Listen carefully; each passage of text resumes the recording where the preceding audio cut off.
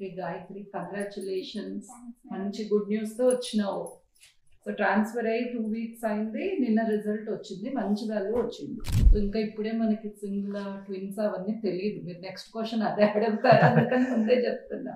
ఎందుకంటే వాల్యూ హెల్తీగా ఉందా లేదా మనకు తెలుస్తుంది, కానీ సింగిల్ ట్విన్స్ అనేది స్కానింగ్ లోనే తెలుస్తుంది.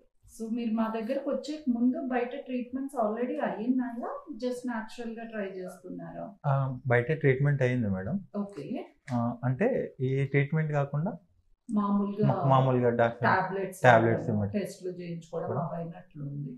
మీరే ఐ థింక్ డైరెక్ట్ గా వెళ్ళిపోదాం మేడం ఐవీఎఫ్ అని అడిగినట్లున్నారు, అంతేనా? అంటే ట్రై చేద్దాం అనుకున్నాం మేడం. ఐయుఐ మళ్ళీ చేద్దాం అనుకున్నాం, కానీ మళ్ళీ రిజల్ట్ తక్కువ ఉన్నందుకు ఐవీఎఫ్. సో ఎలా ఉంది? 3 years అయింది కదా మ్యారేజ్ అయ్యి. స్ట్రెస్ అట్లా పిల్లలు కావాలని అలా ఎక్కువ ఉండేదా? ఫ్యామిలీ ప్రెషర్, బయట ప్రెషరే ఎక్కువ ఉండే మేడం, సొసైటీలో ప్రెషరే ఎక్కువ ఉండే. మీకు ఇక్కడ ఎలా అనిపించింది? ఇక్కడ రిజల్ట్ వస్తుంది, వీళ్ళు కరెక్ట్ గా చేస్తున్నారు అలా అనిపించిందా? వచ్చినప్పుడు అనిపించింది మేడం. మేము ఇక్కడ వచ్చినప్పుడే డిసైడ్ అయిపోయినాం, మాకు 100% రిజల్ట్ వస్తుంది ఇక్కడ. అందరూ రిసీవింగ్ గానీ స్టాఫ్ ఎక్స్ప్లెనేషన్ అంతా బాగానే ఉంది మేడం, అందరూ గుడ్.